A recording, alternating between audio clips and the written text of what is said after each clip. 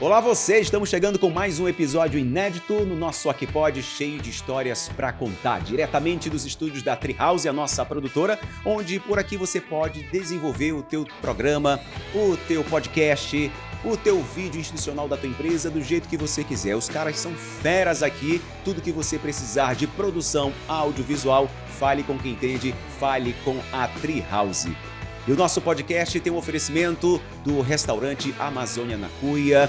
Daqui a pouquinho o nosso convidado, ele escolheu um prato no cardápio delicioso e a gente vai mostrar para ele logo mais para ter aquela degustação, onde o Amazônia na Cuia, você sabe, tem uma variedade de pratos regionais, assim também como as bebidas com sucos regionais que só a Amazônia na Cuia tem aqui para o Pará, oferecendo a nossa culinária do Pará da Amazônia para o mundo. E se você está querendo agora, nesta oportunidade que eu estou falando, fazer o seu pedido, aproveite o delivery do Amazônia na Cuia e através desse QR Code que aparece para você, você tem 10% de desconto. Então aproveita a oportunidade, esse é o voucher do Agenor Santos, ó, vai lá agora mesmo e ganhe esses 10% de desconto.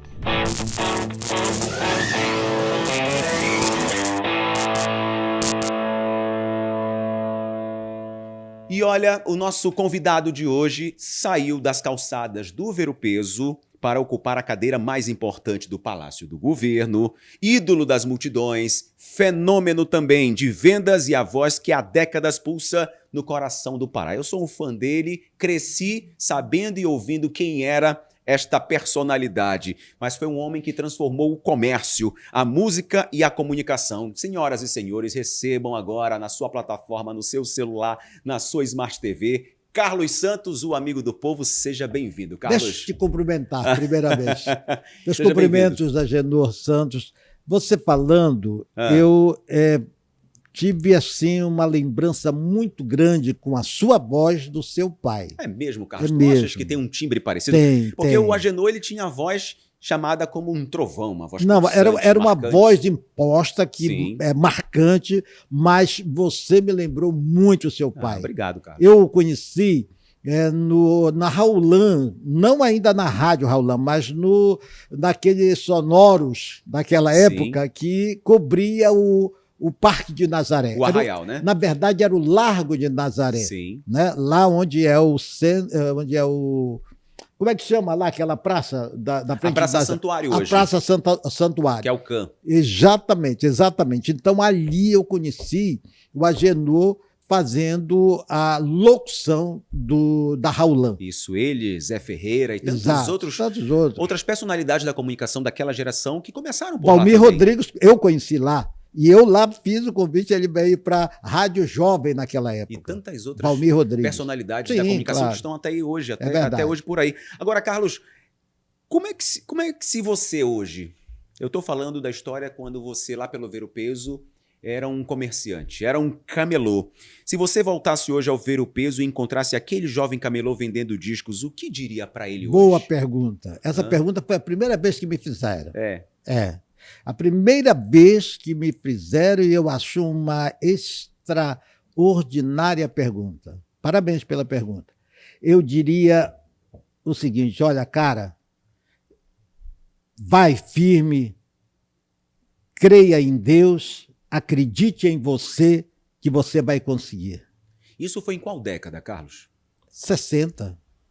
Foi final, eu cheguei a Belém final de 64. Você é nascido em qual cidade? Salvaterra, no Marajó.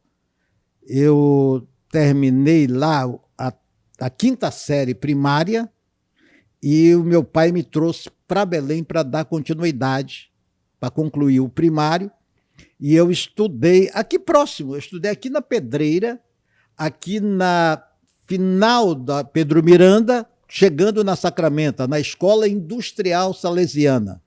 Hoje é a Escola Salesiana do Trabalho. Isso. E lá eu estudei e aprendi a profissão de tipógrafo. Inclusive, eu tenho a mão marcada. Isso aqui foi um acidente na máquina de tipografia. Vou mostrar aqui para a tua câmera aqui, ó. Aí isso foi um acidente Isso na aqui, máquina de tipografia. O que era, para quem não sabe, o que era tipografia? Era a máquina chamava Lindenberg. Não sei se ainda tem essa indústria, Porque mudou. Hoje Sim. a tecnologia é toda diferente, as gráficas já não é como aquela época que fazia no tipo, juntando o tipo numa caixinha para formar a chapa que chamava. Então eu aprendi a profissão de tipógrafo. Eu fui operário gráfico. Trabalhei na gráfica H-Barra, ali na Leão 13, entre Santo Antônio e 13 de Maio. Trabalhei na gráfica Nossa Senhora de Fátima, na do Coronel Luiz Bente, no Telégrafo, e trabalhei na gráfica Sagrada Família. Trabalhei com o pai do Conrado, Zé Conrado. Um abraço para você, meu amigo Conrado. Meu amigo, era o meu patrão. Um dia, posso contar essa historinha logo? Pode. Um dia eu cheguei para trabalhar e o Conrado me chamou. Disse: Carlos Santos, com que é que teu pai trabalha? Aí eu disse: ele é vendedor de peixe, ele vende peixe, ele compra peixe, ele alugou uma geleira, a geleira chamava... era um barco, na verdade. Certo. Era um barco cisne branco, cabiam 4 toneladas de peixe. Ele comprava lá no Pacoval, lá na frente de Soure, e vendia aí no Vero Peso. Revendia, porque os pescadores pescavam, naturalmente, vendia no cisne branco e ele transportava para Belém. Esse pescado que vinha do Marajó levava quantos dias? Não, era rápido. Era rápido? Era rápido, um dia no máximo, né? Quando estava a maré boa, eu acho que 6 horas, eu não sei precisar. Eu era criança ainda, tinha naquela época o quê? 12 anos. Eu vim para cá com 13. E lá em Salvaterra, aos 7 anos, eu comecei a vender. Primeira venda que eu fiz, eu me lembro muito bem, foi muruci. Eu juntava na casa da minha tia, tinha um murucizeiro, eu juntava o muruci, colocava no saquinho plástico e saía vendendo na rua. Que é o que a gente encontra até hoje na feira. Sim, saquinho de muruci. Eu comecei vendendo exatamente assim. Meu pai tinha um pequeno comércio lá no interior, lá em Salvaterra, na 2ª rua.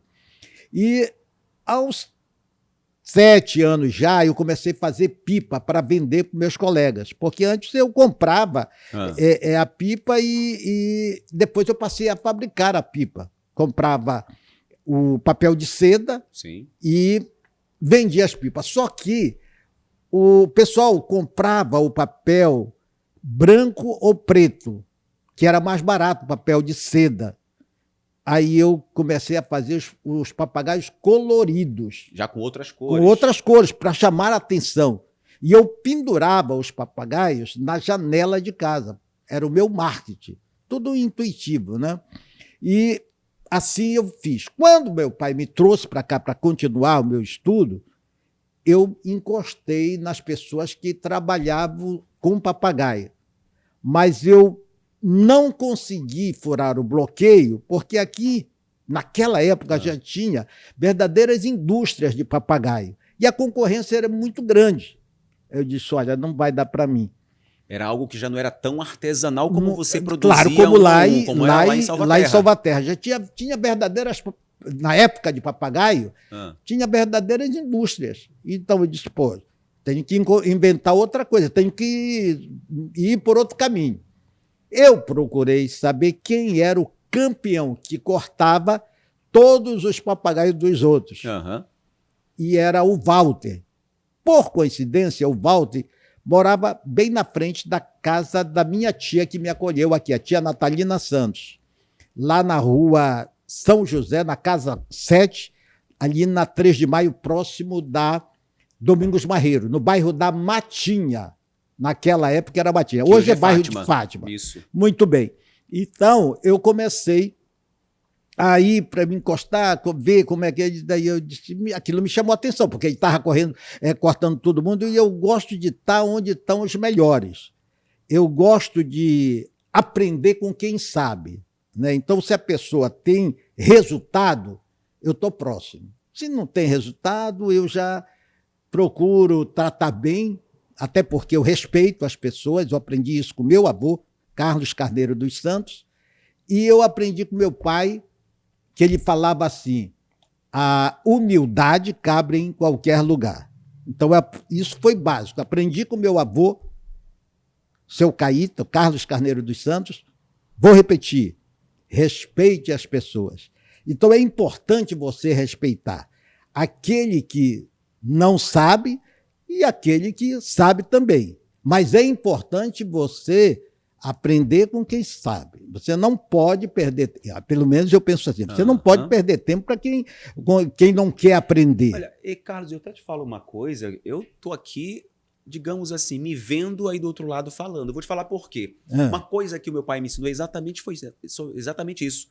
Respeitar as pessoas, você ser educado. Tipo, se você quer chegar em algum lugar, você precisa ser educado. Educado com quem? Respeitando o próximo. Aquela educação, aquela gentileza do bom dia, boa tarde, boa noite, eu sou o fulano, você é o ciclano, e você chega em um local onde você respeita as pessoas, você vai ter um passo positivo para a tua vida. E eu acho que quando eu me vejo hoje por esse outro lado, eu vejo dessa maneira. Poxa, tudo aquilo que o meu pai, e assim como o seu avô, lhe ensinou, foi um reflexo muito importante para que a gente pudesse chegar a alcançar objetivos na vida. Eu acho que eu tô me vendo aí falando. É exatamente isso, o que eu aprendi. Vou falar uma coisa para vocês. Agenor, é a regra de ouro. Faça ao outro aquilo que você gostaria que fizesse para você, se você estivesse naquele lugar. Você acha que hoje isso não acontece muito mais como antigamente? Olha, os filhos hoje, por estar próximo e na tecnologia, acham que o velho está coroa, está ultrapassado, que não sabe de nada e tudo, e se afasta muitas das vezes do pai, da mãe, e passam a não dar aquela devida atenção que nós, mais lá atrás, dávamos. A internet, essa força poderosa, que sem a internet a gente não pode mais viver. Essa que é a verdade. Sim. Você fica isolado do mundo. Nós estamos aqui e lá do outro lado do mundo, lá no Japão, as pessoas estão nos acompanhando. Em qualquer horário, Em qualquer horário e em qualquer lugar. Quem tem uma internet... E agora eu estava falando para o meu motorista, eu estava conversando com ele, com o Ezequias, e eu estava gravando aqui, antes de... Eu até vi o vídeo. Você viu? Vi, você falando sobre a promoção de amanhã do Avistão. Exatamente. Você está ligado, Ligado, né? Então, você viu que foi à noite, né? Isso, então, dentro do carro. Dentro do carro. Estava aqui na frente, gravando. Aquilo que você falou, não pode perder tempo. Não posso perder tempo. Olha só, vou mostrar para você. A quem comprou hoje no Avistão. Agradecer quem comprou. Então, eu estava ali, eu disse, liguei a câmera e vou gravar. Então, já agradecendo e convidando para a promoção de amanhã. Eu tive uma reunião com o nosso gerente e vamos fazer uma promoção de guarda-roupas amanhã. Ou seja, você sempre pensando no negócio, a gente vai chegar nesses negócios. Agora, Carlos, quando você ali junto com o teu pai, teu avô, que você vem ainda criança, né, final da infância para o começo da adolescência para Belém, e lá você já despontava como um comerciante, trabalhando com produção e vendendo pipa, e veio para Belém, viu que a concorrência era muito grande e de repente você passa a transformar o teu comércio. A partir de qual momento você começa a caminhar por outras trilhas, por outros caminhos no teu negócio como um comerciante camelô? Boa pergunta. Você está me fazendo só boas perguntas. Olha, esse podcast você tem que prestar atenção e ir até o final, e aonde você achar interessante, reveja, porque eu não tenho problema nenhum de falar tudo. Tudo que eu aprendi, que eu aprendo, porque eu sou um eterno aprendiz. Sócrates falava isso há 3.000 anos atrás. Só sei que nada sei. Então você tem que estar aprendendo o tempo todo, né? Então, veja bem, eu falando com o Walter, observando que ele era campeão, bom, se ele é bom em campeão em pipa, em cortar os outros, ele é bom para alguma atividade. Cheguei, Walter, com o que é que você trabalha? Aí disse, por quê? Eu quero saber com o que é que você ganha dinheiro. Hoje eu já não falo ganha dinheiro, eu falo faz dinheiro, porque quem ganha dinheiro é pedinte. Você tem que trabalhar para fazer dinheiro. Fazer dinheiro. Eu tenho esse pensamento, eu tenho essa mentalidade. Muito bem. Aí ele disse, eu vendo disco. Era LP, lá no Ver o Peso. Ele disse, eu posso ir lá te ajudar? Aí ele disse, você quer ir me ajudar? Eu disse, quero. Aí disse, olha, tem que falar com a tua tia. Eu disse, tá bom, eu vou falar com ela. Aí eu fui falar com a tia Natalina, que era quem tomava conta de mim, vamos dizer assim, porque ela me acolheu aqui na casa dela. O papai morava lá no interior, lá em Salvaterra. E ela disse, chame o Walter para vir falar comigo. E a minha tia disse, olha, eu sou aqui o responsável pelos Carlos. Se ele vai com você, você passa a ser o responsável. Eu ia fazer 14 anos. Aí ele disse, tá, tudo bem e tal. Daí fui, ele tinha família e tudo. E eu comecei a vender lá para o Walter, na frente da Casa Chama, no mercado de carne. Ali na Boulevard Castilhos de Ali França. na Boulevard Castilhos de França. Foi ali que eu comecei, na frente do Ver o Peso. Muito bem. Então, todo sábado e domingo, eu ia vender com o Walter lá na banca dele. Segunda a sexta-feira, eu aprendi a profissão de tipógrafo na Escola Industrial Salesiana. Muito bem. E eu observei que o Walter ficava sentado lá no banquinho, chama mocho, não sei se chama mocho. Você conhece por mocho? Hein? Você conhece Não, por mocho? Mocho não. é um banquinho de madeira que é vendido nas feiras. Até hoje tem ainda, inclusive. Pois é, então ele estava sentado lá. E eu observei que a venda que ele fazia era por volta de meio-dia e meio, meio-dia e meio, 1 hora. Aí me chamou a atenção. Eu digo, bom, se as pessoas vêm aqui comprar com o Walter, por que eu não vou atrás das pessoas? Verdade? Sim. Por que eu não vou atrás? Mas eu vou procurar quem tem dinheiro no bolso. Depois do meio-dia, que o pessoal já está com a feira feita no bolso e já pode comprar. Eu disse, Walter, você me dá os discos para me sair vendendo? Ele disse, onde é que você vai vender? Eu disse, eu vou vender por aí. Aí ele me deu os discos, os 10 discos, e eu saí, vendi tudo. Voltou sem disco nenhum. Só com dinheiro no bolso, entreguei, ele me deu uma comissãozinha e tal, fiquei feliz. Aí ele disse, você quer levar mais? Eu disse, não, no próximo final de semana eu saio para vender. Aí disse, onde é que você está vendendo? Eu disse, estou por aí. Aí, todo final de semana eu saía para vender. Um dia, o Walter chegou para mim e disse, Carlos, você fica aí tomando conta da venda da banca que eu vou vender também. Vou vender aí fora. Aí tá bom. Fiquei tomando conta, ele foi umas 10 horas da manhã. Foi e não vendeu, não fez sucesso na venda. Ele queria saber qual era o segredo. Exatamente, não vendeu, porque ele foi num horário que o pessoal ainda não estava com dinheiro no bolso. Aí ele veio, eu bati para mim mesmo, eu sou melhor do que o Walter. Vou botar uma banca de disco para mim. Aí conversei com ele e disse, Walter, eu vou ver e tal. Aí o papai veio lá de Salvaterra, eu fui ver quanto era uma banca para fazer. A banca custava 200 cruzeiros. O meu capital, tudo que eu ganhava, a comissão do Walter, venda e tal, que eu botava assim debaixo do colchão, lá na casa da tia. Aí eu fui ver, era 200 cruzeiros para fazer uma banca de disco. E o meu dinheiro era pouco. Se eu fosse fazer a banca, ia faltar o capital. Sim. Vou te dar uma dica para você. Não invista o seu capital total. O capital de giro você tem que guardar para as oportunidades que surgirem. Aí eu fui falar com o papai. Ele disse, eu ia dentro do ônibus Matinha, ali na frente do relógio, da Praça do Relógio, do lado direito, do lado esquerdo era Casas Pernambucanas. Sim. Lembra da Casa Pernambucana? Tudo amarelo? Já quase vi ela fechando. Pois é. Então, eu cheguei para o papai e disse, papai, o senhor me empresta 200 cruzeiros? Naquela era cruzeiro. Era muito dinheiro?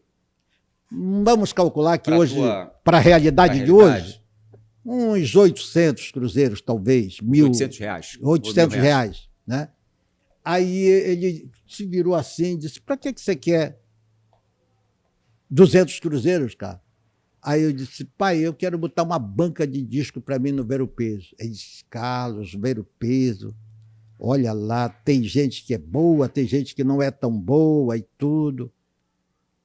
Meu filho, ele falou para mim, meu filho, se eu até gostaria de lhe emprestar, mas a venda não foi boa, eu perdi o gelo. Perdeu o gelo quando não tem muito pescado, né? Quando não dá bem, aí vem perde o gelo, porque tem uns dias de duração, o geleiro para o gelo vai virar água. Vai virar água. Né? Então, ele me disse, isso aí, foi o melhor dom que eu recebi na minha vida.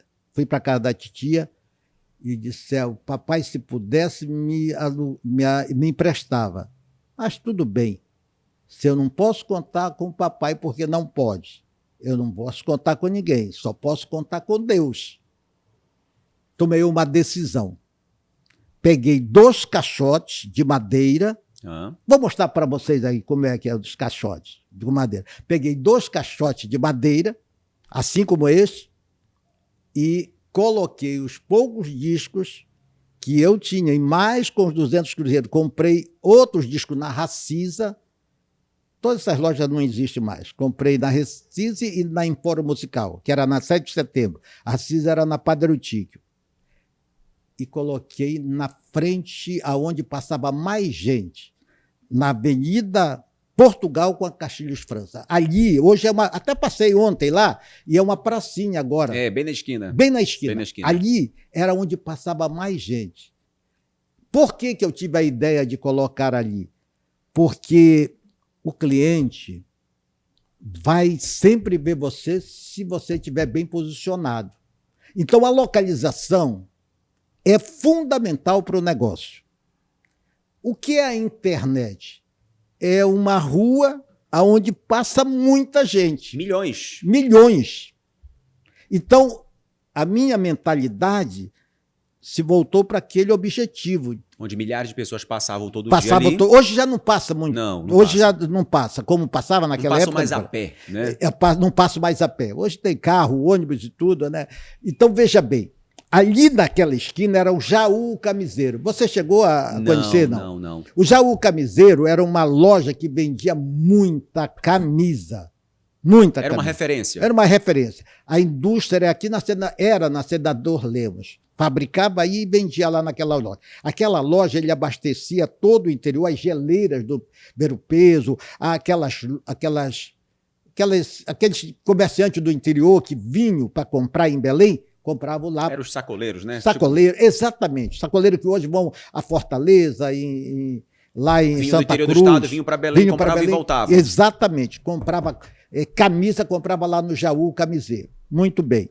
Então, ali eu passei uma boa temporada e onde aprendi me defender do rapa. Tem isso. Da polícia, não permitir que me passasse a perna em mim, né? E aprendi muita coisa ali. Ali eu fiz a minha universidade. Por falar em universidade, eu estava conversando com uns amigos, uns 4, 5 amigos, daí um disse para mim, olha, isso aí o que é? Isso aqui, Carlos, é o seguinte, não tem, né? Não. É o café, mas é o café na cuia. Tá. É um café na cuia, servido aqui pela cuia do Amazônia na cuia. Inclusive tá quentinho, olha. Vou até olha, eu não tomo café preto, mas esse eu vou tomar. Na cuia eu vou tomar. Pode Traz servir um. Traz para ele. Eu vou prestigiar. Primeira vez, né? Café na cuia, café eu nunca na cuia, tinha tá aqui, ó, visto. do Amazônia na cuia. Como é que eu não vou prestigiar o café na cuia? Ela vai trazer para você. Eu gosto de coisas diferentes. Isso aqui é uma coisa sui generis. É uma coisa diferente. Isso aqui, o Rafael Barros, que é o proprietário do Amazônia na cuia, ele me ofereceu uma vez no restaurante. Falei, não, bora levar essa ideia então pro Claro. Pode. Olha, é muito difícil. Só experimenta, não precisa botar muito, só experimenta. Com açúcar ou adoçante? Não, nem nenhum açúcar, nem outro, não tomo nem açúcar, nem adoçante. Muito bem, muito tá? bem. Você toma açúcar? Eu hoje, uma pitadinha, mas assim, uma pitadinha. Mas eu, na verdade, não deveria Eu vou falar uma coisa para você. Fala. Eu vou falar uma coisa para você. Açúcar, tanto o açúcar como o sal, são duas coisas terríveis na nossa saúde. Perigosas. Perigosas. Com o avançar da nossa idade, elas se tornam perigosas. É isso mesmo. Pelo exagero. Mas eu vou voltar lá onde eu estava. Na esquina da Boulevard Castilhos França com a Portugal. Então ali Quantos anos você passou lá? 6 anos. 6 anos. Lá não. Eu passei lá uns 3 anos, 4 anos e passei mais 2 anos na 15 de novembro, entre Campos Sales e Padre Eutíquio. Carlos, você sabe que eu passei um bom tempo no comércio, cresci por lá, quando meu pai tinha o Tonisson Publicidade. Então, assim, claro. Eu com ainda... Pedro? Com Pedro, não? Não. Era com quem? Eu sei. Era ali na Lobras. Na Lobras, no prédio da Lobras. Isso. Era com peraí, eu sei. Israelson. Israelson. Era o Israelson. E a concessão deles era Portugal, 13 de maio, Manuel Barata. Rapaz, é muito bom esse café. Esse café é muito bom. E aqui é o suporte da cuia. É o café na cuia. Mas é muito bom, gostoso. Mas é muito tempo que eu não tomei café preto. Sabe por que eu parei de tomar café preto? Eu tive uma gastrite. Sim. E o médico me recomendou evitar café preto. Aí eu criei o hábito de tomar café com leite. Eu só tomo café com leite. Muito entendeu? bem. Porque o leite, ele corta, né, a cafeína. Ele tira um pouco mais da cafeína e um pouco daquela pequena acidez que possa ter. É verdade, é verdade. Café, mas está muito gostoso. Está gostoso, né? Tá que muito bom que gostoso. você gostou, Carlos, que bom. E aí eu lembrando aí dessa história, aí você falando das ruas, eu vou me lembrando também junto contigo. Porque ali nas transversais, tanto da Boulevard Castilhos França, da 15 de novembro, João Fredo, Santo Antônio, 7 de setembro, Campos Sales, Padre Eutíquio, e assim vai por diante. Você ficou muito tempo na frente do feirão, discos e fitas, que era o feirão ali do outro lado. Do outro lado. E era assim lá no feirão. E eu quero chegar contigo nesse momento. Quando você está ali, naquela curva, naquela esquina, você trabalhou ali de que idade a que idade? Eu comecei lá com 15 anos. E foi até mais ou menos os 20? Não, foi antes. Ali eu trabalhei 3 anos aproximadamente, porque eu vendia qualquer coisa em qualquer lugar, sempre no sábado e domingo. Eu vendi limão na frente. Quando não estava vendendo disco, eu ia vender limão. Eu vendia bem na entrada ou saída do mercado de peixe. Por quê? O cara saía de comprava o peixe e já comprava o limão. E eu é engraçado essa que todo mundo vendia, outros vendedores de limão vendiam 4 limões por, sei lá, um real. Cruzeiro, vamos dizer, 4 limões. Aí o que é que eu fazia assim? Eu dizia limão doce, limão doce, limão doce, gritava limão doce, limão doce. Aí o pessoal parava, limão doce, eu nunca vi, como é que é esse limão doce? Eu disse, doce é o preço, porque você vai ganhar um a mais. Um a mais, que boa estratégia, cara. Entendi. Doce é o preço. Doce é o preço, que estratégia, Carlos. E, Carlos, a partir desse momento que você começa a vislumbrar no bom sentido... Só um parênteses aqui. Abre. Isso pode ser esperteza, Sim. Mas... Entendeu? Por quê? Chamaram a atenção, mas eu não estava sendo desonesto. É uma estratégia, isso aí é um case de marketing. Para aquela época, isso aí era uma novidade, como é novidade até hoje. Porque, assim, no comércio de hoje que a gente vive, a gente sabe que nós temos os e-commerce, ou seja, tua loja virtual. Às vezes eu posso comprar sem precisar sair de casa, escolho o modelo que eu quero da roupa, você pode comprar camisa, no Avistão. Qualquer objeto, eu posso comprar pela internet, você pela internet. E eu mando receber, eu mando entregar e a pessoa paga lá, porque o cara já vai com a maquininha e passa lá na casa. Não precisa sair de casa para comprar no Avistão. E eu te pergunto uma coisa, Carlos, quando é que começa o Avistão? Boa pergunta, só pergunta boa. Quando é que o Avistão ele entra no mercado, se tornando uma revolução no varejo? E qual era o segredo para convencer o paraense de que lá era o lugar para comprar de verdade, sendo no Avistão? Vou te explicar. Da esquina da Avenida Portugal com a Castilhos França, eu fui para 15 de novembro, como eu falei. Lá eu já botei a minha banca de disco. Como, Carlos? É o seguinte, eu trabalhava sábado e domingo lá na feira, Sim. lá na esquina, na frente do Jaú. E nos outros dias eu trabalhava como operário. Tá? Primeiro na Gabarra, depois na Nossa Senhora de Fátima e depois na Gráfica Sagrada Família. Um dia o Conrado me chamou e disse, com o que é que seu pai trabalha? Eu já expliquei aqui no início, se você não viu essa parte, volta lá no início, que está bem no início. Aí eu disse, aí ele disse, Carlos Santos, tu és diferente. O Conrado. Até viajamos juntos para Mendoza, na Argentina, e ele contou essa história para todos os amigos lá. E uma vez eu fui fazer uma palestra lá na FIEPA, quando ele era presidente da FIEPA, e ele foi lá. Ele soube que eu ia fazer essa palestra, foi, sentou na primeira fila, me ouviu e depois pediu para falar. E ele deu esse testemunho dessa história. Um abraço para você, meu amigo Zé Conrado, que hoje está lá no Conselho do Sebrae. Muito bem. Que foi um cara, foi quem me virou a chave. Aí ele disse, por que você não vai trabalhar com seu pai, Carlos Santos? Eu disse, não quero trabalhar com meu pai, eu quero ser independente, falei para ele. Aí ele disse assim, balançou a cabeça, ele disse assim, Carlos Santos, tu és diferente. Eu disse, eu sou diferente? Cara diferenciado. Aí eu sou diferente? Ele disse, tu és diferente. Eu disse, eu posso voltar a trabalhar? Aí ele disse, sim. Aí eu voltei a trabalhar e fui com aquilo na cabeça. Tu és diferente, tu és diferente. Aí, pô, naquela noite eu quase não dormia, Genô, na casa da tia lá, pensando, tu és diferente. No outro dia eu disse, tomei uma decisão. Cheguei lá com o Conrado. Conrado, a partir de amanhã eu não venho mais trabalhar aqui. Mas por quê, Carlos? Vai trabalhar com teu pai? Eu disse, não vou trabalhar com meu pai. Eu já falei para você, eu quero ser independente. Eu disse, o que é que tu vai fazer, Carlos? O Conrado falou. Aí, hein, Conrado? Eu tenho até uma gravação, se você quiser, a gente coloca agora, aqui, do Conrado falando sobre isso. Muito bem. Aí o Conrado disse, o que é que tu vai fazer? Vou vender disco, eu vou fazer o que eu faço sábado e domingo, agora eu vou fazer de domingo a domingo. Vou vender disco. Ele disse, isso dá? Disse, dá. E eu vou te dizer por que eu disse que dá. Eu fiz as minhas contas. O que eu ganhava sábado e domingo vendendo disco na feira, porque eu vendia de feira em feira e vendia no sábado, né, e domingo ainda, era mais do que eu ganhava como operário de segunda a sexta. Tinha até uma como é que chama aquilo? Caixinha dos funcionários. Eu tinha 90% da caixinha. Nossa. Por quê? Eu era de menor. Nessa época eu tinha 16 anos, quase 17 anos. Aí eu era de menor, ganhava um salário de maior, porque eu dava uma alta produtividade. A primeiro emprego eu ganhava meio salário mínimo, porque a minha carteira era carteira do menor Carlos Santos. Mando até para você a foto da minha carteira.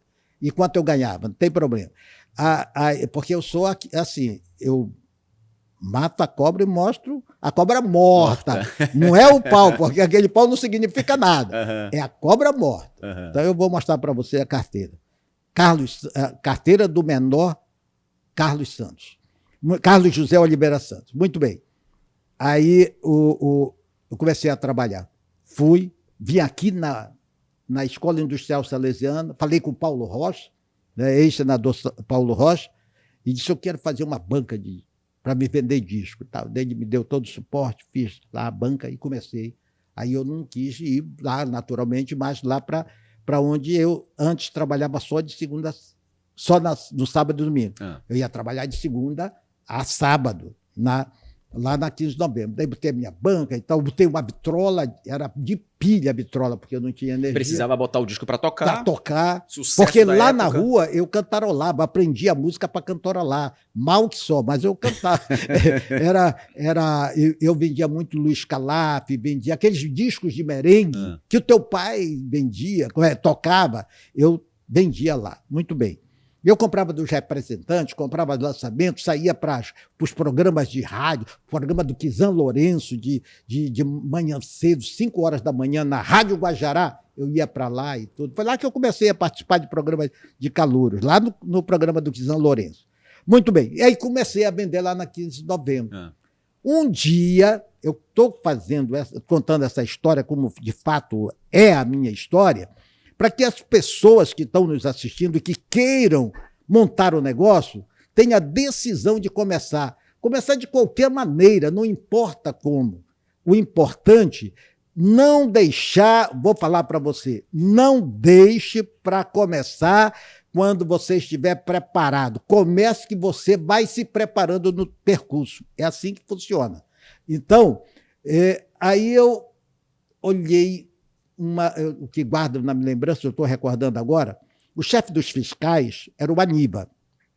E o Maniba vinha dizer, olha, vocês não podem ficar no leito da rua, tem que ficar com a mercadoria encostada na parede. Eu era garoto ainda e eu dizia para os meus colegas lá, meus colegas eram o Ceará, que era lá do Ceará, era o maranhense, e era o pernambucano, tudo gente de fora, tudo gente que vinha do Nordeste para ganhar dinheiro aqui, fazer dinheiro aqui em Belém. Como tem hoje, muita gente de Sim. fora, né? Muito chinês hoje, hoje vem de outros países. Chinês, colombiano, boliviano, tem tudo. Tem tudo, peruano, tem Peruano. venezuelano. Aliás, até hoje eu gravei, né, Paulo, com um venezuelano vendendo coxinha. Até comi a coxinha hoje. Coxinha não, como é que é? De caranguejo? Não é, hein? Unha de caranguejo. Unha de caranguejo, é isso mesmo. Vai me corrigindo aí, Paulo. Mas olha, desculpa a minha informalidade, Não, fica tranquilo, eu fica sou tranquilo. assim. Não, fica tranquilo. Eu tô aqui esperando a ideia Ah. de como começou o Avistão, que você falou o seguinte, que você sai dali da esquina e começa a vislumbrar Aham. esse mercado. Opa, se eu fizer agora ter o meu negócio, a minha banca trabalhando de segunda a sábado, não preciso trabalhar mais na indústria porque E eu ganho domingo, muito mais. e domingo eu ia vender nas feiras. E domingo ia vender É. nas feiras. A partir de qual momento que chega esse nome, Avistão? Isso é muito boa. Eu comecei, veio o Rapa, levou as minhas mercadorias, tá? E quando eu fui rever ali na central de polícia, para onde ia as mercadorias, só tinha metade da minha mercadoria. Ou seja, pelo caminho levavam. Não sei. Não entregavam tudo. Não me entregavam tudo. Eu cheguei lá e disse, olha, a sua mercadoria ali. Eu disse, só isso. Mas não foi só Não. isso que levaram. Não, eu disse, tá tudo bem. Aí disse, não volto mais para a informalidade. Falei lá para os meus colegas, quando aquela cena eu vi, eu disse, vou sair da rua. Aí para onde você vai? Eu vou ter uma loja de porta de ferro. Disse, Carlos Santos, vamos te internar lá no hospício, no Juliano Moreira, que era ali na Almirante Barroso. Sim. E disse, vou ter uma loja de porta de ferro. Como é que estão levando a tua mercadoria e tu está dizendo que vai ter uma loja de porta de ferro? Vou ter, porque tudo está no pensamento. Se você pensa positivamente, as coisas acontecem.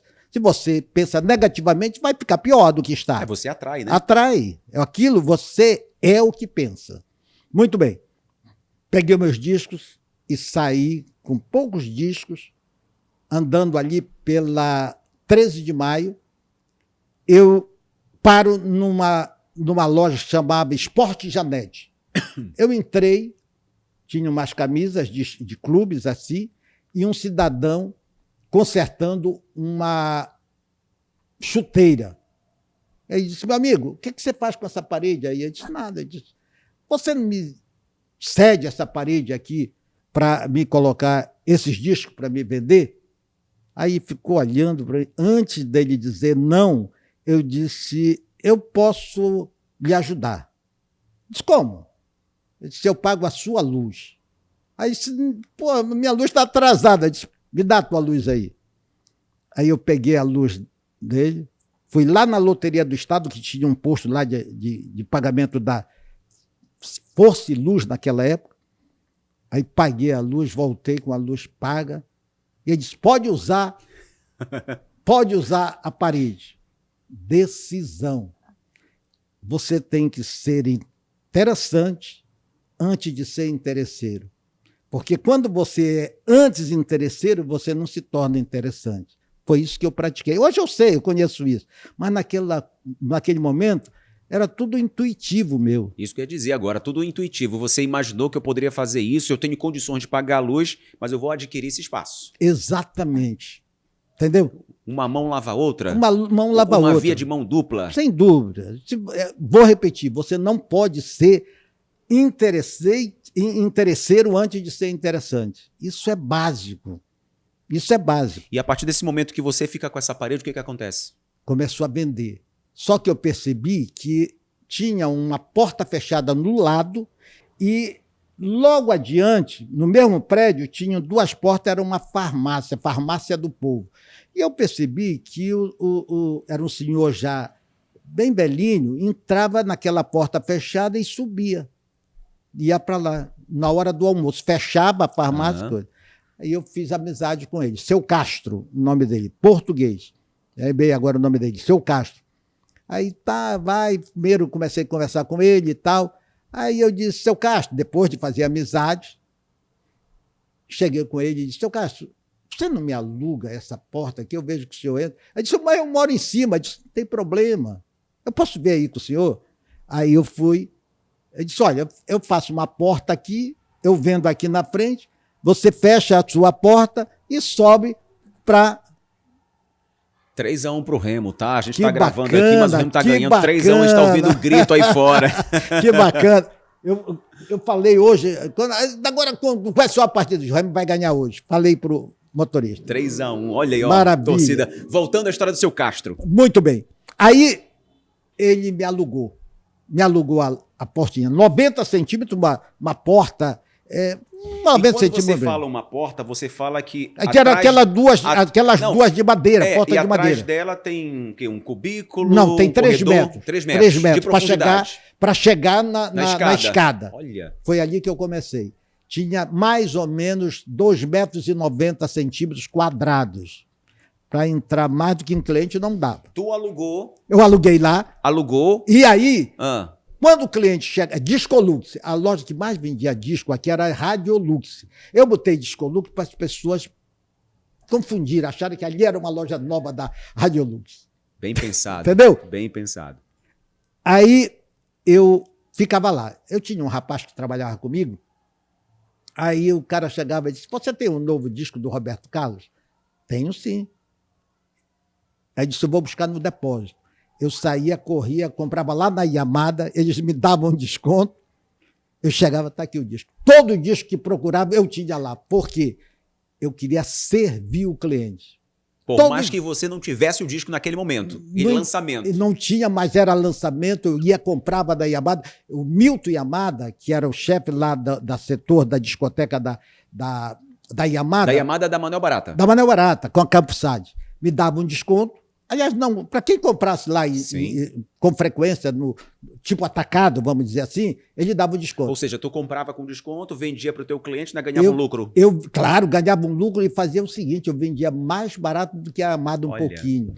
Eu diminuía. Para conquistar o cliente. Fidelizar Para o ele cliente. voltar. Fidelizar o cliente. O cliente só volta aonde ele encontra o que ele quer. Você sabe o que o cliente quer? Ele quer a mercadoria que ele precisa, ele quer o preço justo e ele quer um bom atendimento. É isso que o cliente quer. Eu aprendi isso lá no Ver o Peso. E aquilo eu implantei como filosofia do Abistão até hoje. Mas vou falar como nasceu o Abistão. Aí eu vendia, fidelizava o cliente, tudo, todas as aparelhagens começaram a comprar comigo com desconto, porque eu dava um desconto. E começa um fluxo de Um gente. fluxo de gente e tal. Depois eu abri a segunda, era a Discolux. Depois eu abri a segunda loja Discolândia, na frente da Loteria do Estado, na Campos Salles 120. Porque a Brinquedolândia estava na onda, fazendo sucesso. Eu disse: vou fazer a Discolândia. Discolândia. Aí eu abri a Discosom, na 13 de maio, bem em frente à Radiolux, mas aí eu já botei colchão. Ou seja, eram lojas distintas do Carlos Santos. Sim. Estrategicamente com nomes parecidos ao concorrente. Primeiro foi a Discolux, é sucesso no mercado do disco. Primeiro dia que eu inaugurei, eu saí falando no Titã. Titã era um serviço de alto-falante que rodava no comércio. Eu disse: Titã, Eu acho que o Carlos Santos provocou a Radiolux na época, porque eu lembro que a Radiolux dizia assim: duvidamos que alguém venda mais barato. Eu acho que era uma provocação contra o Carlos Santos. Não, Afonso Monteiro era meu amigo, saudoso Afonso Monteiro, se tornou um grande amigo. Eu comprava com ele também. Aliás, eu comprava com todo mundo. Eu comprava na Radiolux. Você entendeu meu raciocínio, sim, né? eu fazia amizade com todo mundo. Todo mundo eu fazia amizade. E eu encostava quem era o mais destacado. Sim, aquilo que você me falou lá atrás. Sem dúvida. Estava sempre ao lado dos melhores. Tem melhores. Você quer ser melhor? Você quer ser bom?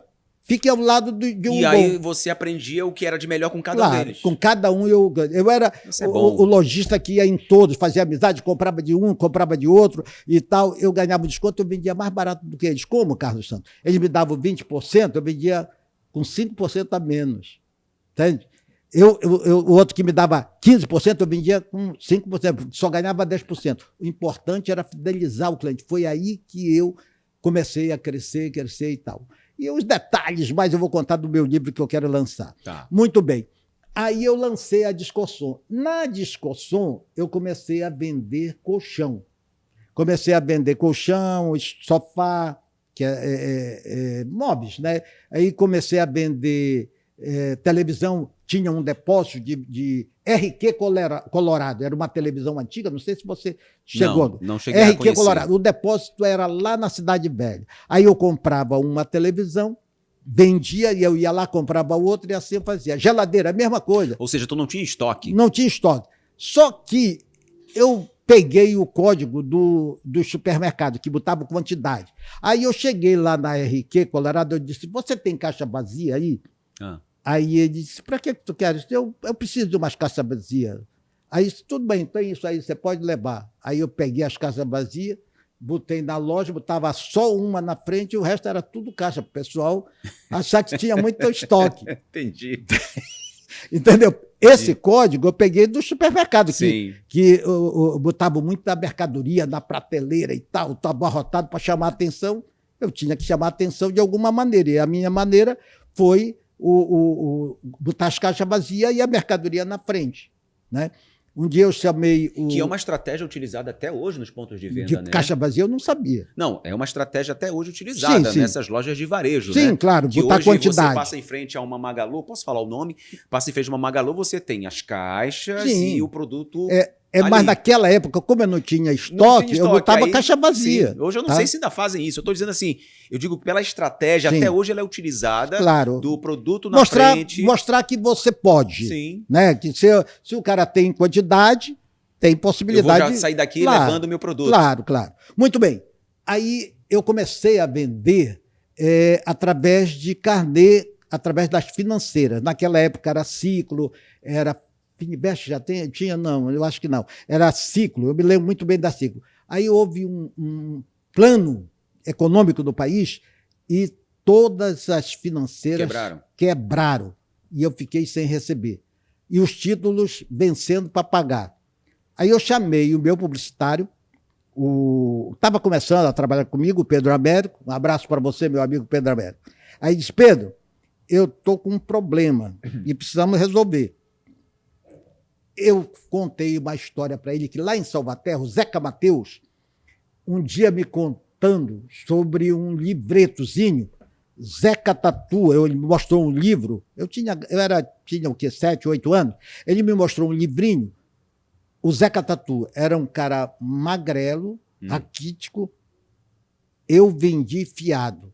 E outro, um cara com um charuto, sentado numa cadeira de balanço, eu vendi à vista. Eu contei essa história para ele. Olha, o Zeca Mateus me mostrou uma revistinha lá em Salvaterra assim. Eu quero vender à vista, falei.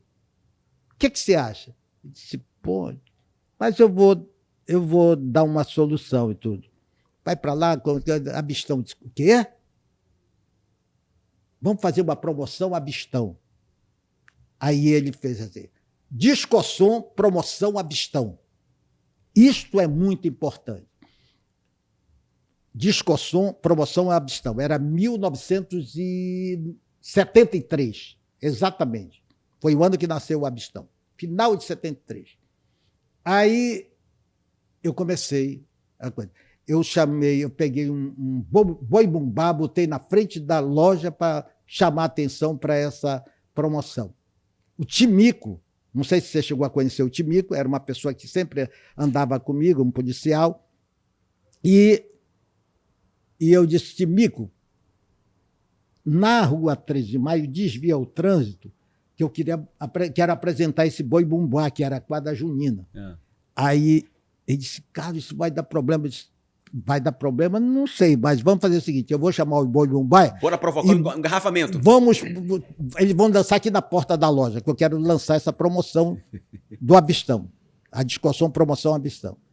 Aí o boi chegou e começaram a bater e dançar na frente da porta da loja. Juntou gente, aí teve que desviar o trânsito que era da Presidente Vargas para a Avenida Portugal. Entrava na Campos Salles, parou, isolou, de qualquer maneira teve que isolar ali. Provocou um auê ali. Isso. Muito bem. Aí, o que aconteceu? Eu comecei a vender à vista.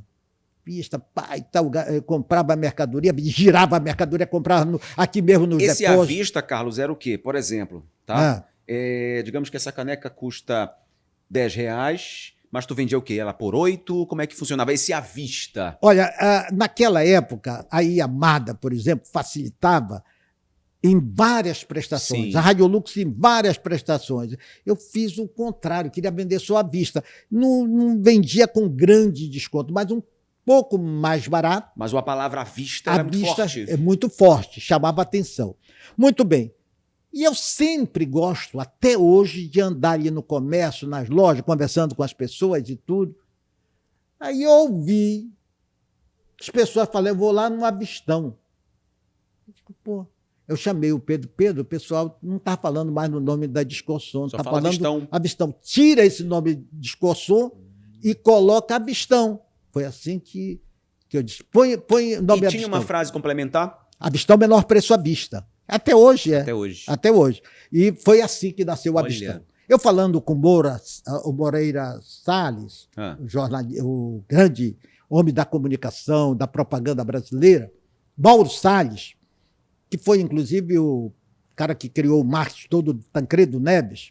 Um dia eu fazendo uma viagem de São Paulo para o Rio, eu sentei do lado dele, ele é um expert em publicidade, e eu mostrei para ele o Avistão. Ele falou para mim, o melhor nome que eu já vi na minha vida para varejo. Ele falou isso dentro de uma ponte aérea de São Paulo.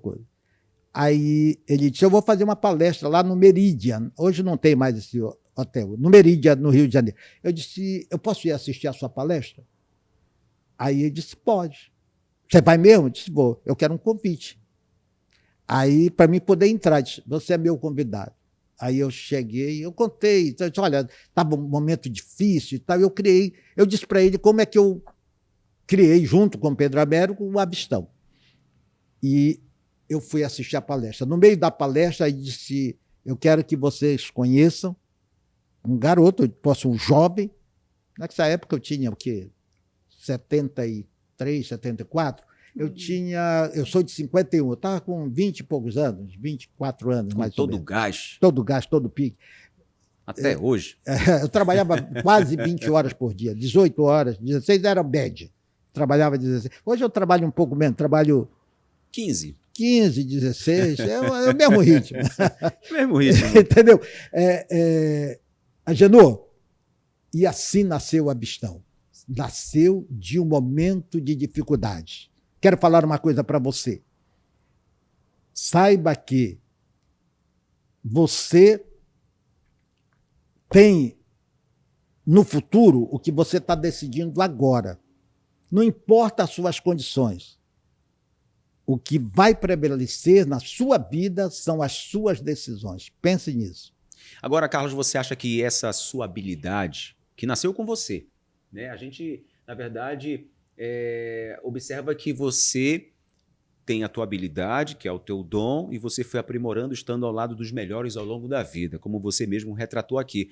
Você acredita que essa sua habilidade como vendedor foi o que te abriu as portas para a música e a política? Ou seja, a partir desse momento que o Avistão aparece no mercado, que você percebe que é muito melhor o teu negócio se chamar Avistão, melhor preço à vista. Você se torna um cara popular, conhecido.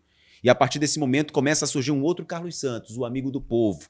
Essa tua habilidade como vendedor, fácil comunicação, dialogar, respeitar as pessoas, abraçar, te levou para esse caminho do homem popular que passou naquele momento que você me falou agora há pouco. Cantarolava, cantava mal, mas de repente um dia uma música explodiu e é sucesso até hoje, que é aquela tua música que você canta, que inclusive até um tempo atrás virou o jingle de uma grande campanha nacional de uma montadora Chevrolet. Da Chevrolet. Eu vou te dizer, Genor, uma vez eu jantando com o Pelé, eu gravei música com o Pelé, 2 amigos, fiz músicas com ele, ele me recebeu na casa dele, assistimos filmes e tudo, eu fui levado ao Pelé com o Jassa, que é meu amigo há quase 50 anos. Muito bem. E eu vou te falar uma pergunta que eu fiz para o Pelé. Disse, Pelé, como é que você define o Pelé?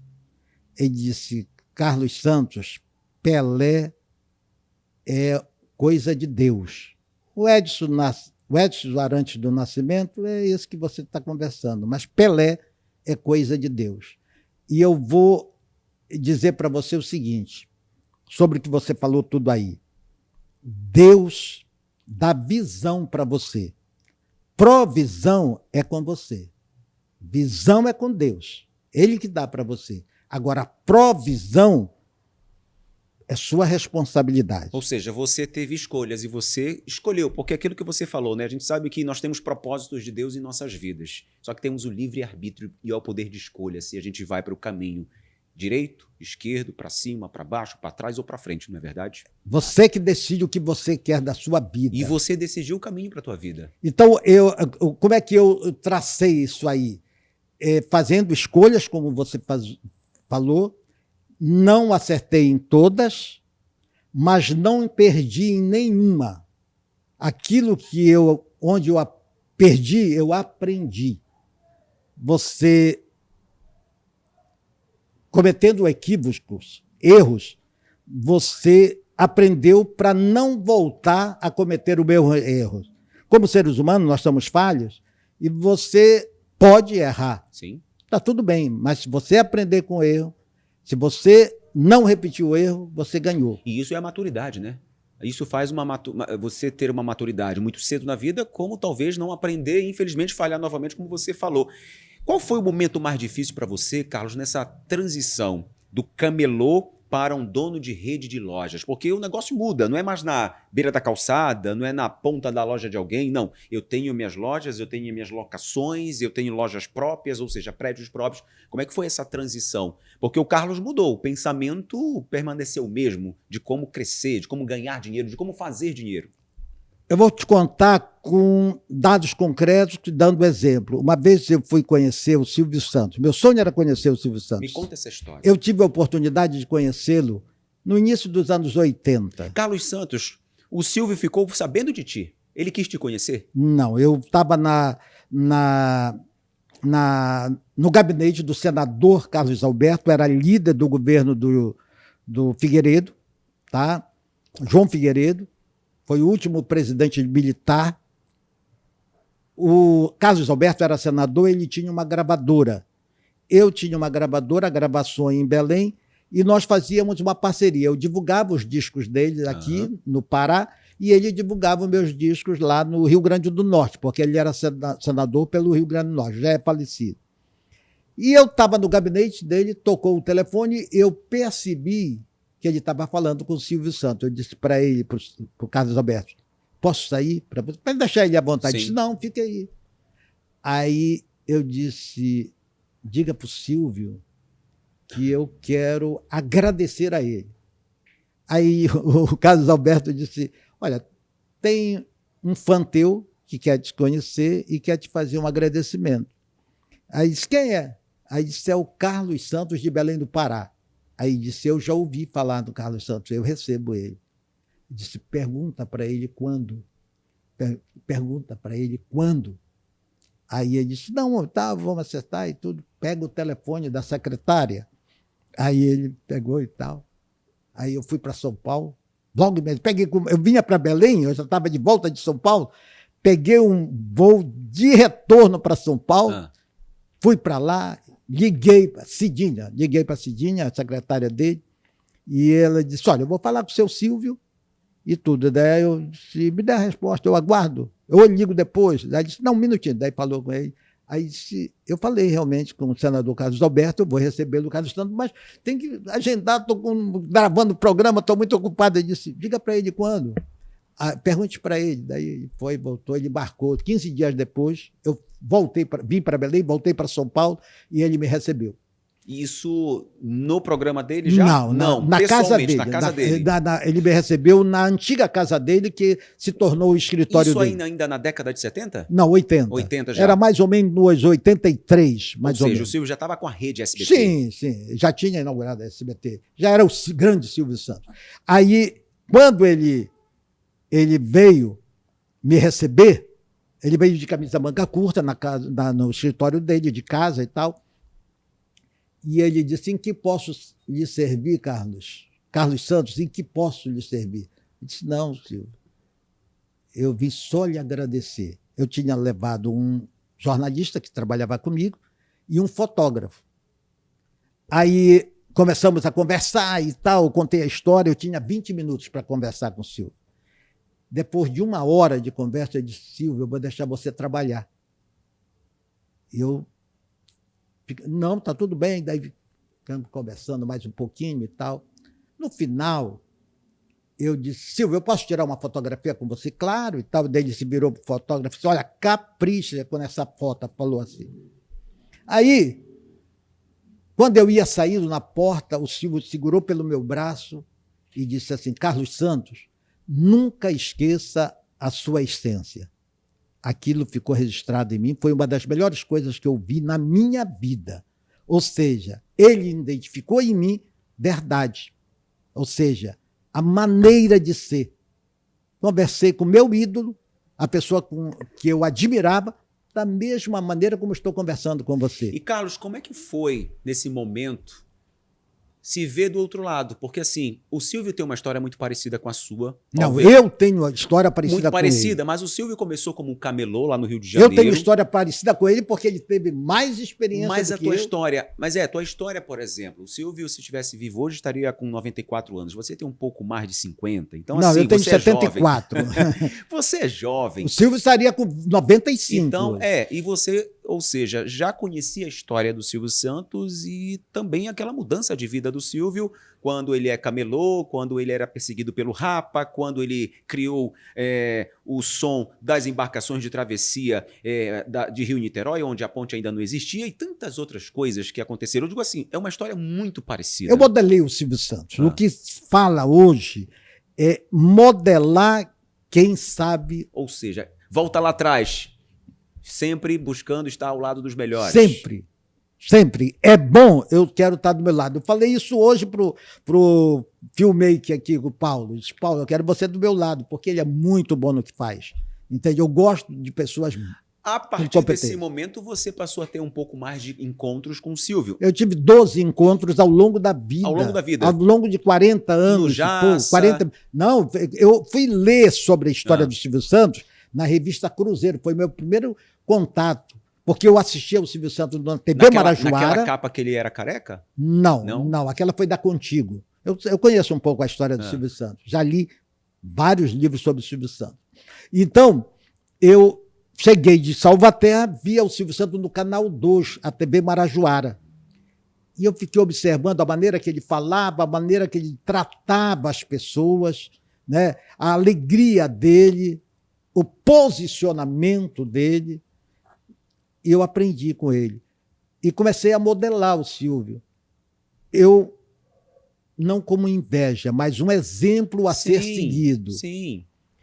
Você acaba pegando trejeitos, se inspirando. Eu vi que ele cortava o cabelo no Jaça. Eu comecei a cortar o cabelo no Jaça. Eu vi que ele fazia cabelo, enfim, as coisas. Aí você passou a seguir o caminho. Comecei a se deu certo com o Silvio, por que não dá certo comigo? Sim. Então foi aí que eu fui moldando. Quando eu comecei a modelar o Silvio Santos, eu tinha 15 anos. E outra coisa, quando é que começa o Carlos Santos cantor? O cantor. É muito interessante essa... Quando é que começa nesse período aí da vida? Olha, foi a inauguração da Ponte Belém Mosqueiro. Certo, 1976. Eu queria prestar uma homenagem à Ponte Belém Mosqueiro, porque era um sonho dos belemenses. Sim. Porque ia de balsa para Mosqueiro. O Alípio Martins não, ainda não foi o Alípio, foi o Jesus Couto, fez uma música sobre a Ponte Belém Mosqueiro com o Chico Xavier. Não sei se ainda está vivo, era um cantor, compositor, fizeram a música. E eu, então... O Jesus veio comigo e tal, e disse, olha, eu tenho essa música, eu disse, vou gravar. Aí eu fui procurar o Pinduca, disse, Pinduca, eu tenho essa música aqui, gostaria que você gravasse, que eu quero prestar uma homenagem para esse evento que vai acontecer, porque o presidente Geisel, que vinha inaugurar a ponte. Eu queria dar de presente os discos para chamar a atenção, eu já estava com feirão e tal, aquela coisa toda. Aí ele disse, Carlos, eu não posso gravar, eu tenho um contrato com a Copacabana, Beverly.